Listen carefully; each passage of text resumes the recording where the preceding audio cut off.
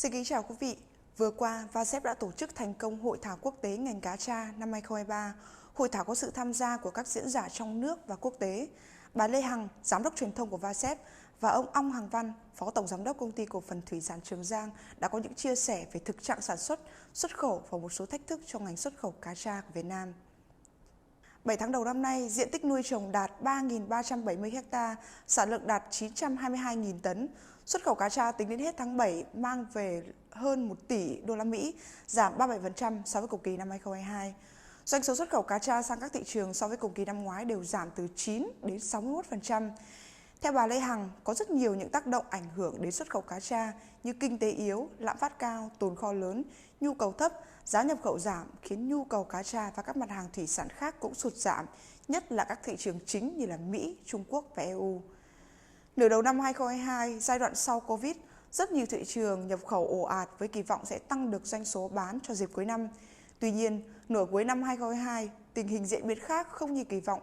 Vì vậy, lượng tồn kho lớn khiến nhu cầu nhập khẩu giảm, dẫn đến giá nhập khẩu giảm.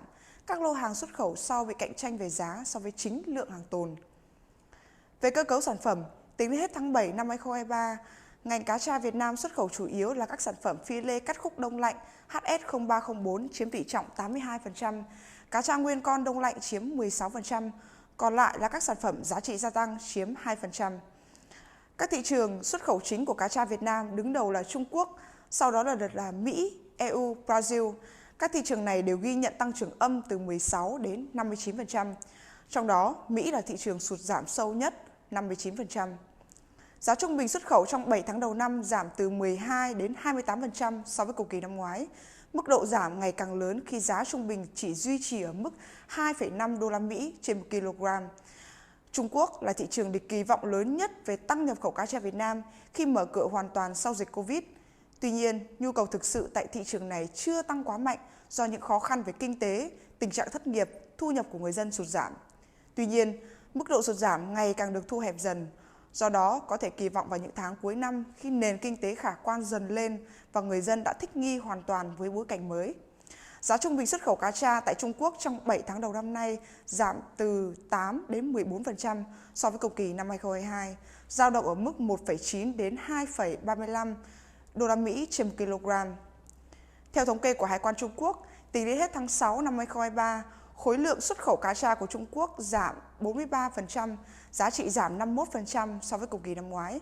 Top các địa phương tiêu thụ nhiều nhất cá tra tại quốc gia tỷ dân này là Quảng Đông, Sơn Đông, Thượng Hải và Thiên Tân. Theo bà Lê Hằng, thị trường Mỹ là bối cảnh xấu nhất đối với ngành xuất khẩu cá tra do có những biến động về kinh tế, lạm phát ở mức cao, lượng tồn kho cao khiến lượng xuất khẩu năm 2023 giảm. Giá xuất khẩu cá tra sang cường quốc này dao động từ 2,97 đến 3,1 đô la Mỹ trên 1 kg, giảm từ 25 đến 37% so với cùng kỳ năm ngoái. Theo thống kê của Mỹ cho thấy, 6 tháng đầu năm nay, Mỹ nhập khẩu hơn 43.000 tấn cá tra, giảm 50% so với cùng kỳ năm 2022. Việt Nam vẫn là nhà xuất khẩu đứng đầu tại Mỹ.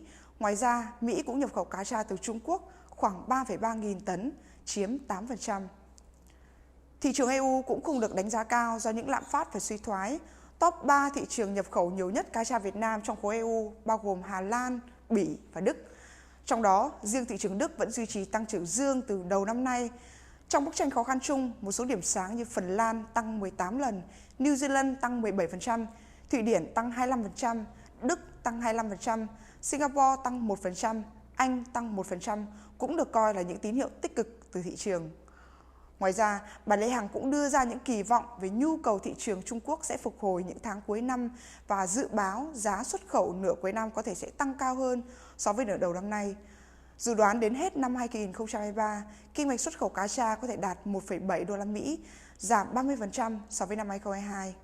Ông Ong Hằng Văn, Phó Tổng Giám đốc Công ty Cổ phần Thủy sản Trường Giang cho rằng, từ nay đến cuối năm, thách thức lớn nhất để hồi phục xuất khẩu là giảm lượng tồn kho bằng cách giảm sản lượng mùa vụ tiếp theo năm 2024. Hiện nay, doanh nghiệp đang tồn kho rất lớn, lượng cá dưới ao cũng nhiều khiến dòng tiền bị tắc nghẽn. Ở các doanh nghiệp, lãi suất cao, hao hụt tự nhiên trong kho lạnh cao khiến giá thành cá tra càng lúc càng tăng. Các doanh nghiệp lúc này nên ngồi lại với nhau để cân đối trong mùa vụ sắp tới. Mục tiêu chung là nuôi giảm mật độ để tránh được dịch bệnh tăng trọng nhanh hơn và giá thành sẽ giảm. kéo giá thành nguyên liệu cá tra bằng những năm trước ở mức 1 đô la Mỹ trên 1 kg, hiện nay là 1,2 đô la Mỹ trên 1 kg, giảm giá thành 20% để có điều kiện cạnh tranh với các loài cá thịt trắng khác trên thế giới là điều mà ông Văn quan tâm. Ông Văn cho rằng Bộ Nông nghiệp và Bộ Công Thương nên nghiên cứu một quy chế để VASEP có thể huy động các doanh nghiệp đóng góp vào quỹ phát triển thị trường. Đồng thời, cần nâng cao hình ảnh cho con cá tra Việt Nam ra thị trường trọng điểm, quảng bá và tạo ấn tượng tốt về một loài cá được nuôi dưỡng ở một môi trường sạch, được nhà nước kiểm soát an toàn vệ sinh thực phẩm, thân thiện với môi trường xung quanh bằng các chứng nhận quốc tế, nơi mà người công nhân được đảm bảo về quyền lợi, các sản phẩm cá tra tốt cho sức khỏe. Bản tin nhận định thị trường của VASEP đến đây là kết thúc. Xin cảm ơn quý vị đã chú ý lắng nghe. Xin kính chào tạm biệt và hẹn gặp lại.